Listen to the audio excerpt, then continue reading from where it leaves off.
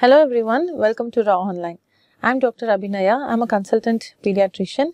So in Nelson-based pediatric teaching, in the chapter discussion on infectious diseases, the next topic is on Shigella. So let's have a brief introduction about shigellosis. So shigellosis is nothing but an acute invasive enteric infection. So shigellosis, because of its invasive nature, it manifests as bloody diarrhea.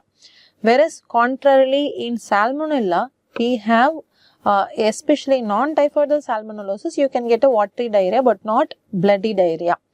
So what is this term dysentery means? Dysentery is any syndrome of bloody diarrhea which is associated with fever, cramps, abdominal cramps, rectal pain and mucoidal stools. Many a times the differentiating points between diarrhea and dysentery has to be taught to our patients, especially the parents come and they give the complaint as, doctor, my child has dysentery. So we should ask them, does your child has bloody stools? Is there any mucus that you can see? Is there abdominal cramp or fever in the child?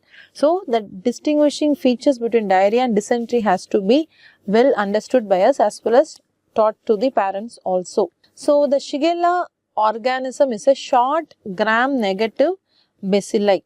It is non-capsulated, non-motile and non-spore forming organism and fimbriae may be present.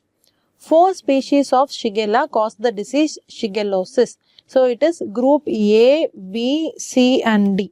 So group A is Shigella dysenteriae, group B is Shigella flexneri, group C is Shigella boydii and group D is Shigella sonnei. Shigellosis is also a food and waterborne illnesses. So contaminated food, contaminated water are the important vectors and it spreads very rapidly within the small contacts, within small families, custodial institutions, child care centers.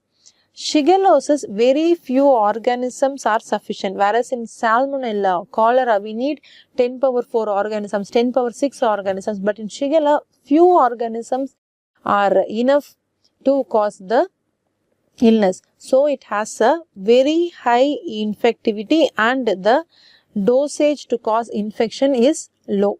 Okay. So coming to the endemicity. It is endemic in many tropical and temperate climates. Wherever the public health sanitation is inadequate, shigellosis is endemic. And the top 3 diarrheal causing organisms in tropical countries will be Campylobacter, Salmonella and Shigella. So we have to keep in mind, any patient comes to us with a watery diarrhea or with a bloody dysentery, do think of these 3. Okay. Shigellosis is common in children and it is more common in males when compared to females, and death is also rare, only 0.1%. We saw around 4 important species of Shigella. It is group A, B, C and D, isn't it? So Shigella sonnei is the most common disease in developed countries. Shigella boydii is most common in India. Shigella dysenteriae is the one which is associated with massive epidemics and high mortality rates. Okay, so Shigella dysenteriae is associated with high